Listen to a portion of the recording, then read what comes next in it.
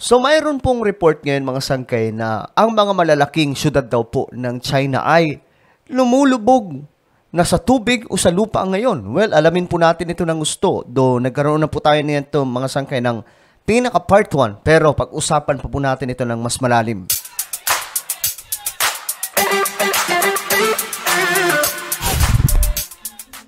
Magandang oras po sa lahat ng ating mga kababayan, sa lahat po ng mga solid sangkay ngayon.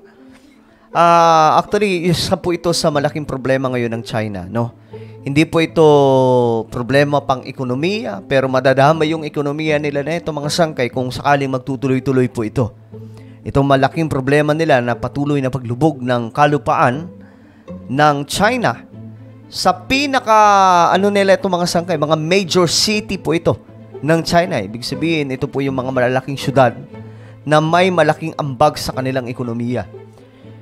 Pag-usapan po natin ito, but before we start guys, paki-subscribe po muna yung ating YouTube channel. Ayan po. So sa baba ng video na to, makikita nyo po yung subscribe button.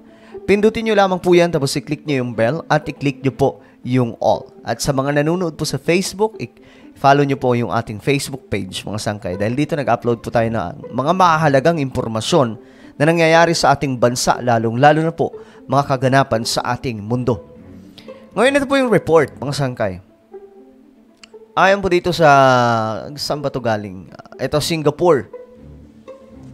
Nearly half of China's major cities are sinking. So, halos kalahati daw po sa mga syudad na mga malalaki. Ito mga major cities ng China ay lumulubog ayon po sa pag-aaral. Siguro kung napanood nyo yung pinaka-part 1 natin nito mga sangkay, mas maiintindihan po natin lahat. Pero kahit dito, kaya naman po natin i-discuss.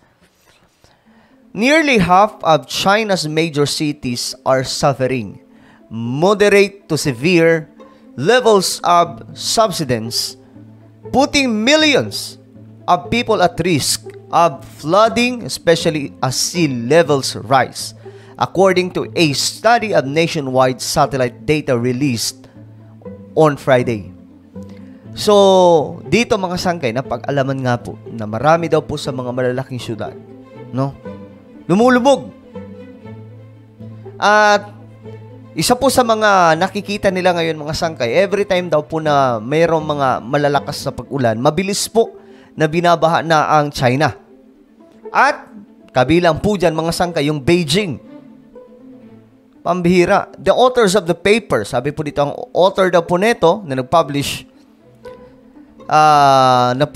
ng isang journal Science, nakita daw po na 45% ng China, okay? China's urban land was sinking. Mabilis daw po, faster than 3 millimeters per year, with 16% at more than 10. Ito mabilis po na bumabagsak ang kalupaan ng China every year. At ang matindi po dito mga sangkay, itong China, hindi lamang po ang nagdadala nito yung tubig sa dagat, yung tinatawag na pagtaas ng level ng tubig sa dagat dahil po sa pagkatunaw ng mga yelo. Kundi mga sangkay, mayroon pong pinag-uugatan kung bakit pati yung kalupaan. Kumbaga, habang tumataas ang tubig sa dagat, bumababa naman po yung kalupaan ng China. Driven not only by declining water, ayan sinasabi po dito, okay? Hindi lamang po ito dahil sa pag-decline o hindi lamang pagbagsak ng kalupaan dulot ng tubig mga sangkay, kundi may pinag-ugatan po nito. Kung bakit nangyayari ito? Nakaraan mga sangkay na pag-usapan po natin na ang isa sa main reason, ang sobrang daming building na pinatayo sa China. Pag tinignan nyo ngayon yung China mga sangkay, magugulat po kayo. Panis na panis po yung Amerika Pagdating sa mga syudad kasi yung US, ang dami ang kalat po ng Amerika ngayon mga sangkay. Hindi pa ako pro-China, okay? Baka sabihin nyo, si sangkay dyan, pro-China. No. Manood kayo sa mga vlogs ko kung pro-China ako. Okay? Pero gusto ko lang ipakita sa inyo yung realidad. Ang China, No? Karamihan sa kanilang mga syudad, napakaraming building na mga malalaki. Matataas na mga sangkay. At ito daw po ang isa sa dahilan bakit bumabagsak ang kanilang kalupaan. With China's urban population already excess of 900 million people, it really brings home that this is for China a national problem and not a problem, in just one or two places. So, ibig sabihin, mga sangkay, the rest of the country, ang buong bayan o bansa ng China ay apektado na ito, mga sangkay. Ayan po, nakalagay po dito. It really brings home that this is for China a national problem. So, not a single problem sa isang syudad, mga sangkay, but sabi po dito, not a problem in just one or two places. Pero buong China ngayon, mga sangkay, ang nakakaranas na ito. Imagine ninyo, China, napakalalaking bansa. Ito, pakita ko sa inyo, mga sangkay, sana makita po natin dito, no? Kung gaano kagaganda itong mga syudad ng China ngayon, ngunit mga sangkay, nanganganib dahil nga po sa paglubog. Tingnan po natin kung gaano kalago itong, ito, tulad nito, mga sangkay.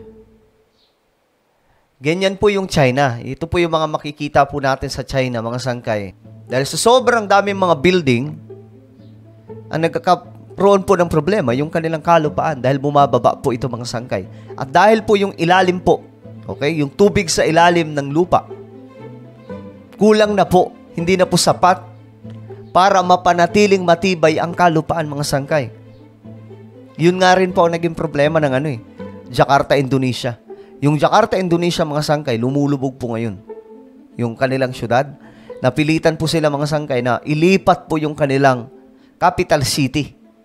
Dahil no choice po sila.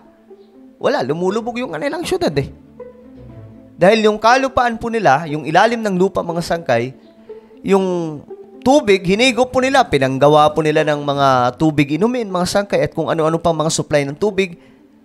Ang tanong ko nga dito, bakit ginawa naman ng China ito, mga sangkay, na ang kanilang kalupaan, dito po nila pinagkunan din ng source ng tubig, supply sa inumin, at kung ano-ano pa, mga sangkay, na nag-cause pa ito ng malaking damage. Kaya ngayon, may ginagamit po silang pinapump, ano ba tawag doon? Yung technology, gamit po yung technology kasi mataas din po yung teknolohiya ngayon ng China. So, ginagamitan po nila ito, mga sangkay, na nilalagyan po nila yung kalupaan nila ng supply ng water. So, ito na po yung kalagayan ngayon ng China, mga sangkay, na hindi ko alam kung paano po nila ito pa masusolusyonan. Kung kakayanin pa ba, yan, makikita nyo po, mga sangkay, mabilis pong tinatamaan ng mga malalaking pagbaha. At marami daw po sa mga malalaking syudad, apektado na nitong paglubog ngayon. Ito, mga sangkay, tingnan po natin. Ayan, Ayan, drone footage shows, pinakita raw po ito mga streets na naging tila baga,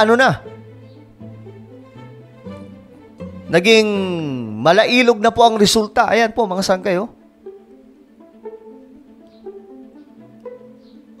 Ulan, mga sangkay. Dahil po sa mga pag-ulan, ganyan na po kabilis na tinatamaan ng mga residente doon. Ito po yung nakita ngayon ng mga matatalino, mga scientists, na hindi na normal itong nangyayari ngayon doon sa China.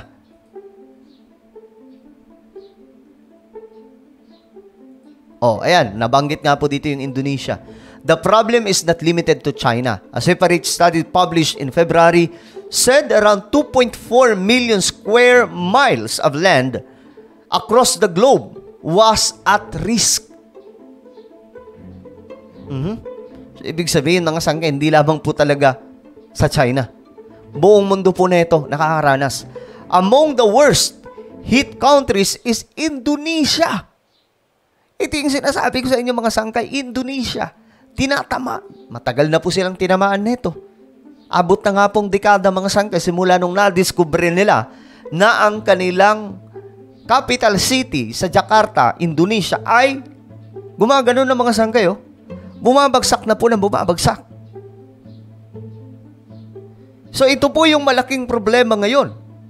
Kaya, Ito po dapat ang maging aral, mga sangkay, ng buong mundo, na maging maingat sa pagpapatayo ng building o pagkuha ng tubig sa ilalim ng lupa at marami pa pong iba.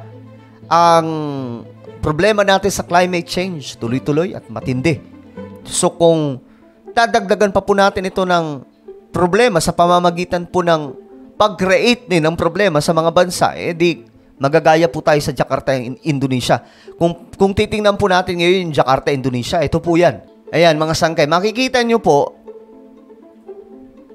ayan, ito po yung Jakarta. Nakaano na po siya, halos nakaganon na. Yan po yung nangyayari sa Jakarta, Indonesia. So, same situation sa China. Ayan, isa ito sa lugar, mga sangkay, na bahagi po ng syudad nila na wala na, naging dagat na. So, ngayon, ito po yung malaking problema ngayon ng kinakaharap ng China, but hindi lamang po talaga China ito. Buong mundo nakakaranas nito. Kahit po yung Pilipinas, ang isa sa apektado ngayon, doon po sa Bulacan. Naging tila maladagat na po dahil nga po sa climate change, pagtaas po ng sea level. So ano po ang inyong opinion tungkol po dito sa nangyayari sa ating mundo? Lalong-lalo na po sa China at Indonesia. I-comment nyo po sa ibaba ang inyong mga opinion. Meron po akong isang YouTube channel. I-subscribe nyo po ito, Sangkay Revelation. Dito po ako nag-upload ng mga kwentuhan patungkol po sa Biblia, mga propesiya na nagmumula sa Bible na nagaganap ngayon. So click the subscribe, click the bell, and click ko lang. Kung ano po ay magpapaalam, mag-iingat po ang lahat. God bless everyone.